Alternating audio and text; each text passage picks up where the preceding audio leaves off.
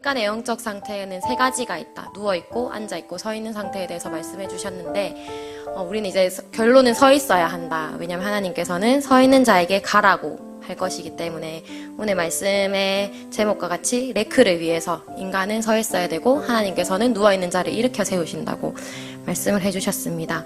그리고 갑자기 창세기 12장에 아브라함이 나오는데 아브라함이 갑자기 나온 게 아니고 희년서라는 책에서 아브라함이 서 있는 상태, 깨어있는 상태가 되기 위한 과정이 기록된 책을 목사님께서 소개해 주시면서 갈대아 우르에 있던 그 죄와 음란이 가득한 도시에 있던 그 아브라함이 그 안에서도 우상숭배가 죄인 걸 깨닫고 또 그 죄에 대해서 대신해서 회개도 하고 사람들을 위해서 구원을 위한 기도도 하고 또 스스로가 죄악에 빠지지 않기 위한 보호기도도 하고 하면서 까마귀를 계속 쫓는 일을 했다고 했어요. 그게 그냥 단순히 까마귀를 쫓아내는 것이 아니고 이걸 영적으로 받아들이고 영적인 사람들이 죄를 지을 때는 그 뒤에 역사하는 영이 있다. 이런 것들을 아브라함이 책을 읽으면서 배우면서 까마귀를 쫓는 일을 합니다. 이걸 영적으로 반응했다고 목사님께서 말씀해 주셨는데 그러면서 계속 영적인 세계를 아브라함은 깨닫게 되고 우상숭배란 아버지에게 우상을 왜 숭배하느냐, 우상의 안에는 뒤에는 영이 없다, 속이는 것에 왜 자꾸 하느냐라고 이렇게 따져 묻는 일까지 하게 됩니다.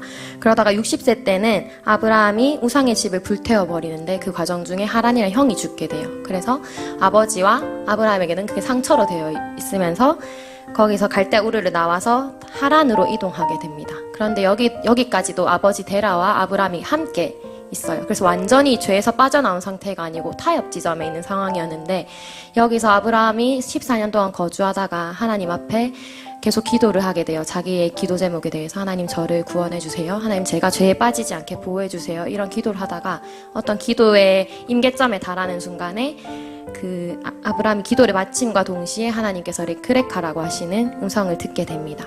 그래서 12장, 창세기 12장 1절이 다시 시작되게 되는데 목사님께서 레크레카 너를 위해 가라. 너에게 느껴질 땅으로 가라. 결국 그곳에 가면 네가 느끼게 될 것이다. 라고 얘기하면서 아브라함이 갈대우르에서 다른 사람들과 다르게 행동했던 것들을 가나안에 가서 왜 그렇게 했는지 느끼게 될 것이다. 너에게 필요한 것이 느껴지게 될 것이다. 이런 음성으로 가나안 땅으로 아브라함을 인도하게 됩니다. 그래서 저는 이 말씀에서 하나님께서 바벨론 가운데서 아브라함을 언약 백성으로 택하시고 부르셨다. 근데 그 아브라함은 싸울 줄 아는 자였다. 이게 조금 저한테 레마의 말씀으로 와닿았어요.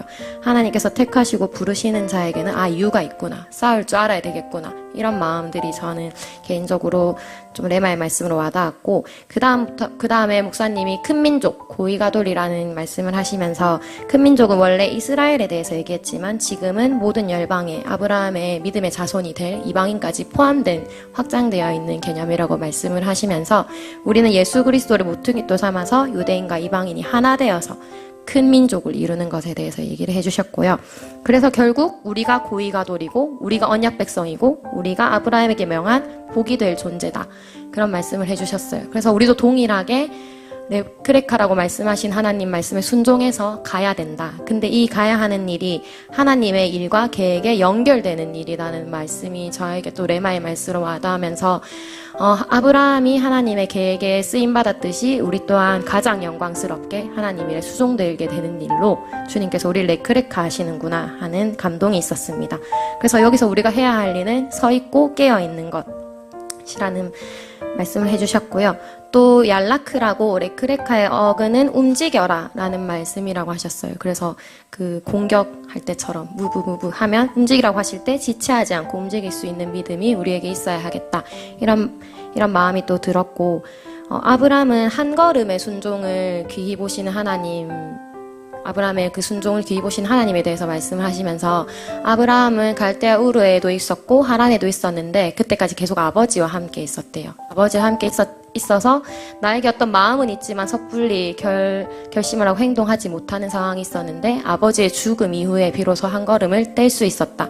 근데 하나님께서는 그 아브라함의 연약한 과정들을 보시는 것이 아니고 결정했을 때, 결단했을 때, 그 한 걸음으로 순종했을 때 그것을 하나님께서 귀하게 보시고 적극적으로 개입하시는 그런 모습을 보면서 이것이 언약 백성의 삶의 구조다라는 말씀이 또 저에게 레마의 말씀으로 와닿았습니다.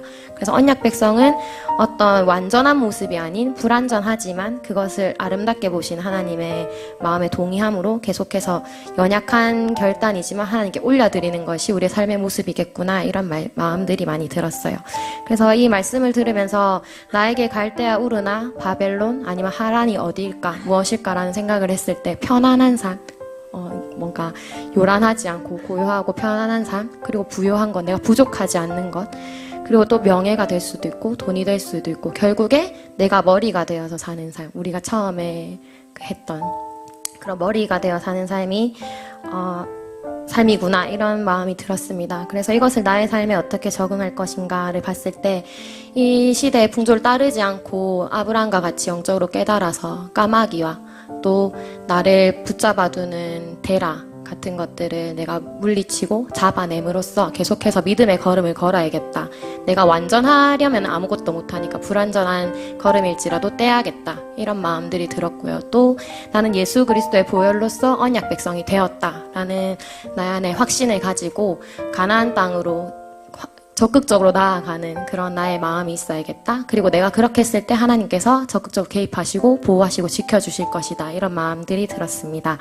그래서 마지막으로 말씀으로 기도하기는 한번 제가 읽어볼게요. 하나님, 아브라함이 레크레카라고 하신 하나님의 음성을 듣고 순종하기까지 그의 삶에 나타났던 모습들을 배우기 원합니다.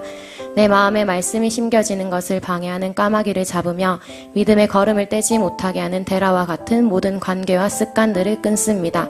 나는 언약 백성으로 죄의 영역인 갈대아 우르와 바벨론 그리고 타협지전인 하란을 벗어나 약속과 부르심의 땅인 가나안으로 나아갑니다. 언약 백성인 나의 삶의 여정에 하나님의 적극적인 개입과 보호하심이 있을 것을 믿습니다. 나의 불완전한 한 걸음을 귀히 보시는 주님을 찬양합니다. 예수님의 이름으로 기도합니다. 아멘.